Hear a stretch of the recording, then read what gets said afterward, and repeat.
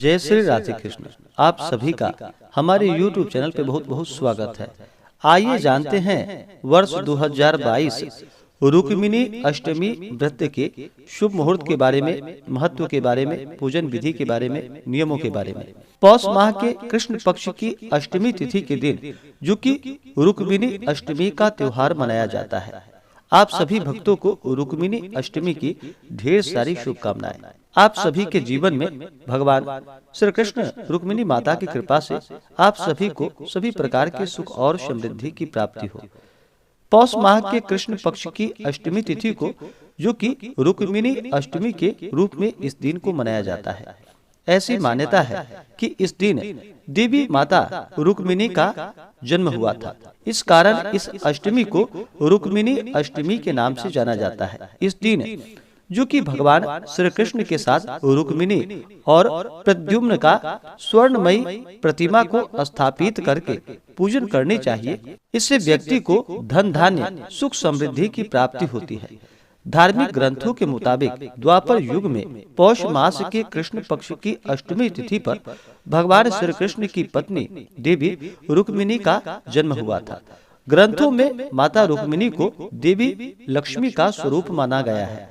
मान्यता है कि इस दिन सुबह स्नान आदि करके व्रत का संकल्प लेकर के अगर श्री कृष्ण माता रुक्मिणी और साथ में प्रद्युम्न का स्वर्ण निर्मित प्रतिमा को स्थापित करके अगर पूरे विधि विधान के साथ पूजन किया जाए, इससे व्यक्ति को धन धान्य यश कृति की प्राप्ति होती है तथा समस्त सुखों की प्राप्ति होती है। रुक्मिणी अष्टमी तिथि के दिन चाहिए कि इस दिन सुबह उठ करके नित्य क्रियाओं से निवृत्त हो करके गंगा नदी में या घर के नहाने के पानी में थोड़ा सा गंगा जल मिला करके स्नान करना चाहिए।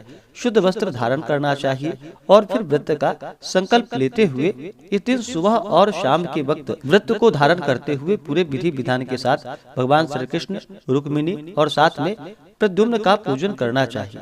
इससे व्यक्ति को अनंत गुना पुण्य फलों की प्राप्ति होती है। इस दिन उपवास रहते हुए व्रत को धारण करना चाहिए।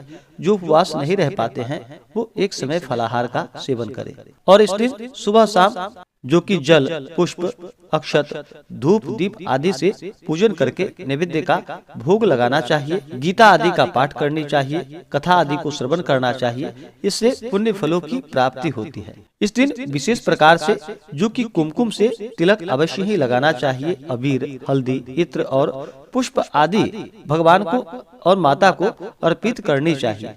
इस दिन भगवान श्री कृष्ण को जो कि पीला पुष्प चढ़ाए और माता रुक्मिणी को लाल पुष्प अर्पित करे। इस दिन जहाँ तक हो सके दक्षिणावर्ती शंख में स्वच्छ जल भरकर दोनों प्रतिमाओं का अभिषेक करना चाहिए और मन ही मन भगवान श्री कृष्ण के मंत्रों का जप करना चाहिए। इस दिन मन ही मन भगवान श्री कृष्ण के नामों का उच्चारण करते रहना चाहिए। इससे भगवान अति प्रसन्न होते हैं। इस दिन भगवान श्री कृष्ण और देवी रुक्मिणी को खीर का भोग अवश्य ही लगाए। उसमें तुलसी दल डाल करके भोग लगाना चाहिए और भगवान को तुलसी दल भी अवश्य ही अर्पित करनी चाहिए। इस दिन पूजन के वक्त जो कि शुद्ध घी का प्रयोग करना चाहिए और फिर कर्पूर आदि से आरती करनी चाहिए। इसी प्रकार से सुबह शाम के वक्त पूरे विधि विधान के साथ पूजन करना चाहिए।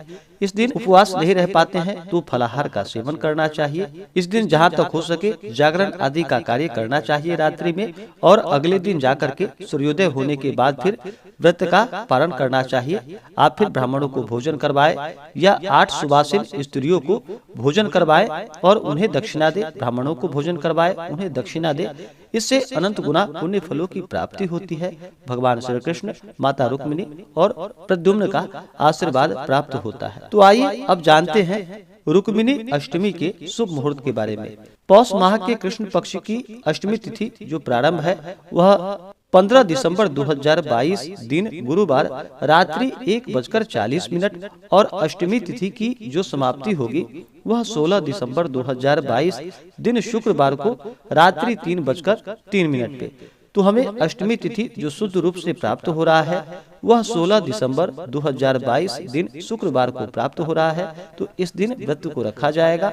अष्टमी तिथि के दिन जो राहु काल का समय होगा वह समय सुबह 10:34 से सुबह 11:53 तक राहु काल का समय होगा। तो राहु काल समय के दौरान कोई भी शुभ कार्य या नया कार्य नहीं करना चाहिए। यह लाभकारी नहीं होता है।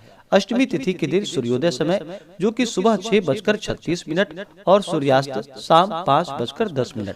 नक्षत्र जो कि पूर्वा फाल्गुनी नक्षत्र सुबह 7:35 तक, उसके बाद उत्तरा फाल्गुनी नक्षत्र। योग जो कि प्रीति योग सुबह 7:44 तक, उसके बाद आयुष्मान योग। तो इस दिन भगवान का पूरे विधि विधान के साथ पूजन करें। व्रत के दौरान किसी के ऊपर क्रोध नहीं करनी चाहिए। अपने से बड़ों का सदा ही आदर और सम्मान करना चाहिए। निंदक आदि से दूरी बना करके रखनी चाहिए और पूर्ण श्रद्धा भक्ति भाव के साथ भगवान श्री कृष्ण, माता रुक्मिणी और प्रद्युम्न आदि का पूजन करना चाहिए। अपने इष्ट देवता का पूजन करना चाहिए। इससे अनंत गुना पुण्य फलों की प्राप्ति होती है। तो आशा करता हूँ कि यह जानकारी आपको अच्छा लगा हो। ऐसे ही ज्ञानवर्धक जानकारियाँ प्राप्त करने के लिए हमारे इस चैनल पे अगर आप नए हैं तो चैनल को लाल बटन दबा करके सब्सक्राइब करें, साथ में बेल आइकन घंटी को दबाएं ताकि मेरे वीडियो का नोटिफिकेशन आपको समय से मिलता रहे। वीडियो को लाइक करें, शेयर करें। सुखी रहे और स्वस्थ रहे। जय श्री राधे कृष्ण। धन्यवाद।